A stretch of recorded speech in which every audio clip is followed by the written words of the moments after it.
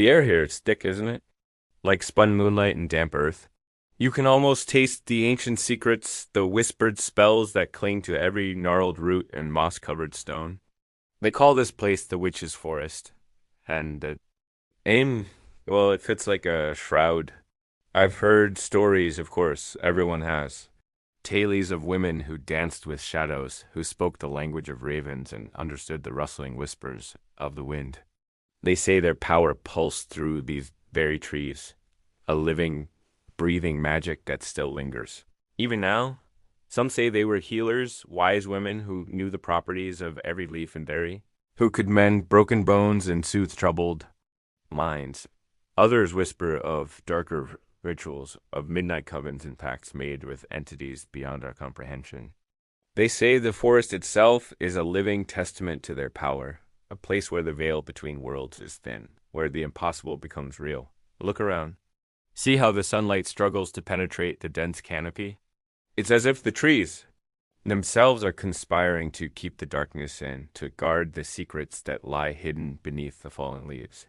Every shadow seems to writhe and shift. Every rustle of leaves sounds like a whispered warning. You can feel it, can't you? The weight of history, the presence of something else. They say the witches weren't always feared. Once they were revered, respected for their knowledge and their connection to the natural world. But fear is a fickle thing, and whispers can twist even the purest intentions into something monstrous. The stories changed, the legends grew darker, and the women who once walked among us became figures of dread, of superstition. It's easy to dismiss it all as folklore, as the ramblings of superstitious minds. But when you stand here, in the heart of the witch's forest, surrounded by the silence and the shadows, it's hard to ignore the feeling that something more is at play. The air crackles with an unseen energy, a palpable sense of power that defies explanation. I've come here seeking answers, seeking to understand the truth behind the legends. Were they truly witches? These women who once called this forest home? Were they healers? Or were they something else entirely? And what became of them? Did they vanish into thin air, their magic fading like smoke? Or did they leave something behind, a legacy that still echoes through the trees? The path ahead is shrouded in mist, the trail barely visible beneath the tangled undergrowth. It's easy to get lost here, to lose your way in the labyrinth of trees and shadows. But I'm determined to find the truth, to uncover the secrets that lie hidden within the heart of the witches. Each step deeper into the woods brings a sense of unease. The silence is broken only by the occasional snap of a twig, the distant call of a crow. Every sound seems amplified, every shadow seems to deepen, as if the forest itself is watching, waiting.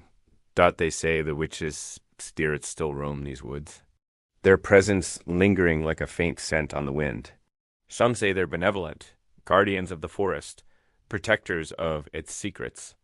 Others say they're vengeful, their anger burning like a wildfire, their magic twisted by centuries of fear and misunderstanding. I've brought offerings. Tokens of respect, a sprig of rosemary, a piece of amethyst, a candle to light the way. It's a gesture, a way of acknowledging the power that resides here, a way of showing that I come in peace. Whether they see it, whether they care, I cannot know. But I believe that even in this place of shadows, a little light can make a difference. The trees here are old, ancient even, their branches gnarled and twisted like the limbs of some forgotten creature. They stand as silent sentinels, witnesses to centuries of secrets and spells. I wonder what they've seen, what stories they could tell if they could speak. I feel a pull, a sense of direction, as if the forest itself is guiding me. A path, barely visible, winds its way through the trees, leading deeper into the heart of the woods. It's a path I haven't seen before, a path that seems to appear only when needed. The air grows colder, the shadows grow longer. The feeling of unease intensifies, a sense of anticipation mixed with a hint of dread. I'm close. I can feel it. Something is waiting for me, something that has been hidden for centuries. A clearing opens up before me. A circle of stones bathed in the pale light of the moon. In the center of the circle stands an ancient oak, its branches reaching towards the sky like supplicating arms. It's a place of power, a place where the veil between worlds is thin. I step into the clearing, my heart pounding in my chest. The silence is deafening, broken only by the whisper of the wind through the leaves.